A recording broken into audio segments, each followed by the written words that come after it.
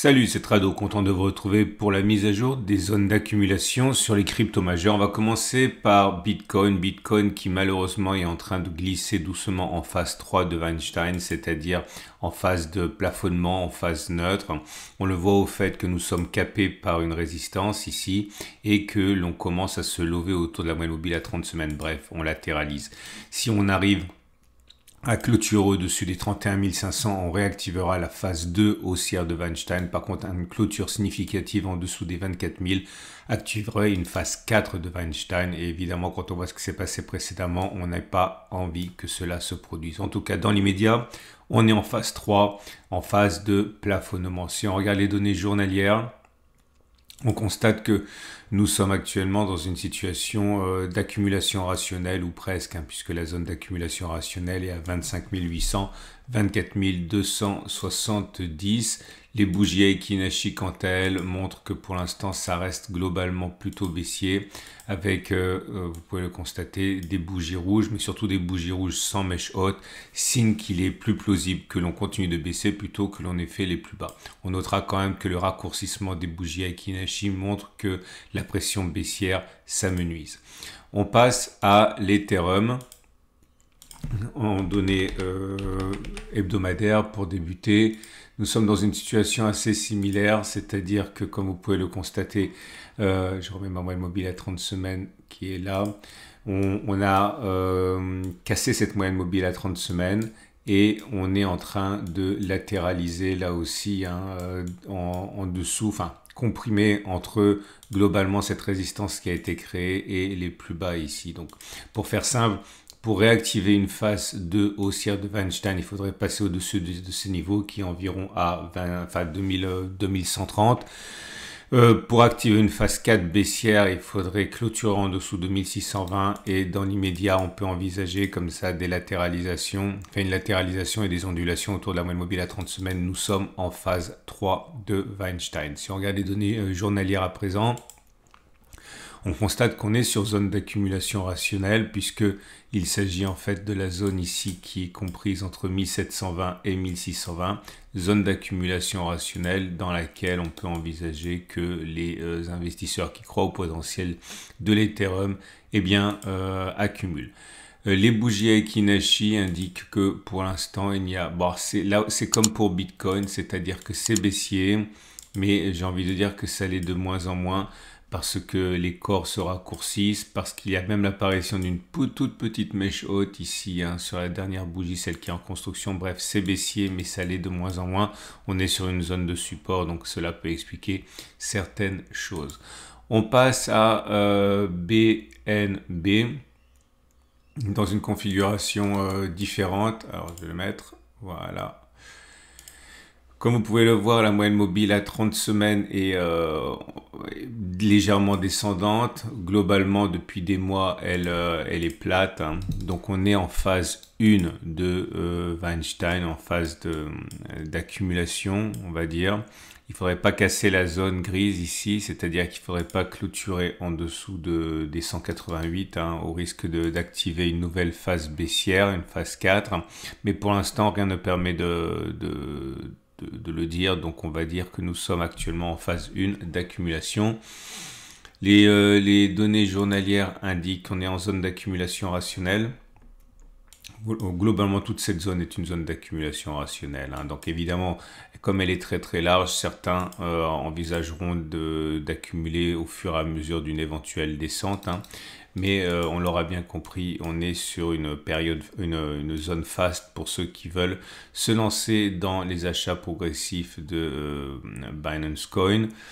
Les données Aiki-Nashi indiquent que c'est baissier malheureusement, puisque vous avez des bougies rouges sans mèche haute. Néanmoins, comme pour l'Ethereum et comme pour Bitcoin, ça l'est de moins en moins avec des corps qui se raccourcissent. C'est le temps de passer à Ripple.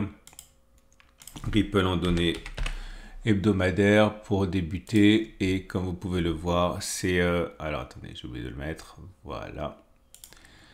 On est en phase, alors c'est un peu compliqué pour Ripple puisque on est à l'extrême limite en fait de la phase 2 haussière. Si on devait clôturer en dessous de la moyenne mobile à 30 semaines, on risquerait d'activer une phase 3 de plafonnement, mais pour l'instant on se maintient au-dessus de la zone qui a provoqué la naissance de la phase 2, qui était en fait cette zone-ci, une fois qu'on l'a cassée à 0,162, et également au-dessus de la moyenne mobile à 30 semaines. Donc je pense qu'on peut laisser le bénéfice du doute à Ripple en considérant qu'elle est toujours en phase haussière, mais je l'ai dit, il ne faudrait pas clôturer en dessous de la moyenne mobile à 30 semaines. Les données journalières font état d'une zone d'accumulation rationnelle actuellement, comprise entre 0,562 et 0,453. Fait notable, les bougies Akinashi sont de nature plus encourageante, puisque vous avez une première bougie verte qui vient d'apparaître. Alors c'est pas très haussier parce que c'est un petit corps avec mèche haute et mèche basse, mais en tout cas ce n'est plus baissier. Il faut espérer que Ripple montre la voie, mais encore une fois c'est le seul dans cette situation parmi les cryptos majeurs. On passe à Doge. Doge qui est en phase 1 de Weinstein, donc en phase d'accumulation. Je me remets en données hebdomadaires et avec la moyenne mobile à 30 semaines. Et effectivement, vous pouvez le voir, le fait que l'on soit en train de onduler autour de la moyenne mobile à 30 semaines qui monte, qui descend, etc. montre qu'on est surtout en phase d'accumulation. En phase d'accumulation et de phase 1 de Weinstein. Les données journalières confirment effectivement cette situation de zone d'accumulation comprise entre 0,072 et 0,054. J'ai envie de dire que là aussi, il y a un élément qui est favorable, c'est les bougies Akinashi qui montrent que c'est vraiment de moins en moins baissier. Le corps est réduit à peau de chagrin maintenant avec mèche haute et mèche basse. Donc, on est en train peut-être de vivre la fin de l'impulsion baissière. C'est pas fait, c'est toujours rouge, mais en tout cas, on va dire que c'est encourageant. On est en zone d'accumulation rationnelle. Et Cardano également en phase 1, en phase de latéralisation de base, on dit, c'est une phase de base, et rien à dire de plus que cette période peut durer très longtemps, des semaines, des mois, voire des années. Les données journalières indiquent que il y a un petit réveil évident. On est en zone d'accumulation rationnelle à 0,276, 0,221. Effectivement, les bougies Akinashi montrent un léger mieux. Ça se voit au fait que, comme vous pouvez le constater, c'est maintenant vert avec une petite mèche haute et une petite mèche basse. Donc c'est pas très haussier, mais ça reste quand même haussier et encourageant. Mais on l'aura compris, tout ça sur fond de construction de base, donc une période qui peut durer comme ça assez longtemps. Et on va terminer avec Solana. Solana qui, alors je remets mes données hebdomadaires et ma moyenne mobile à 30 semaines.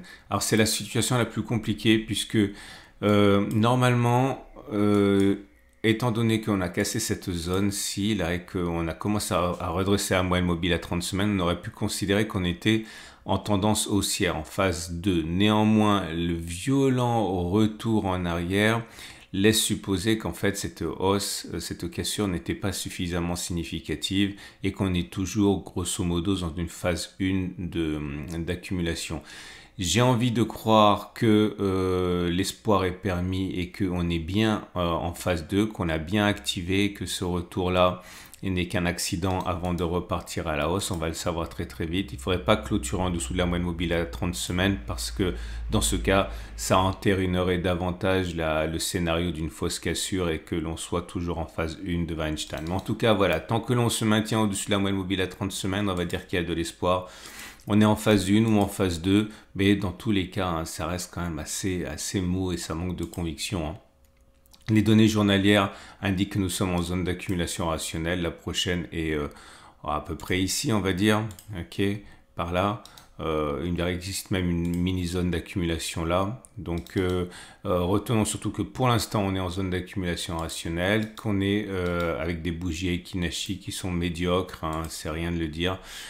C'est rouge, il y a mèche haute et mèche basse, donc là aussi c'est plutôt baissier, mais ça l'est de moins en moins. Voilà, on a terminé ce format rapide des cryptos majeurs.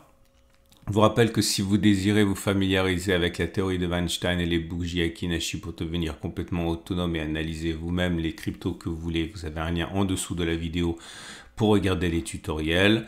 Vous avez également la possibilité de vous abonner à la chaîne YouTube pour ne pas louper les mises à jour. C'est mis à jour toutes les semaines. Vous avez plein de vidéos qui vous attendent en attendant pour devenir performant ou autonome grâce à l'analyse technique. C'est une excellente journée et je vous dis à la semaine prochaine pour la mise à jour de ce format et à tout de suite pour d'autres vidéos.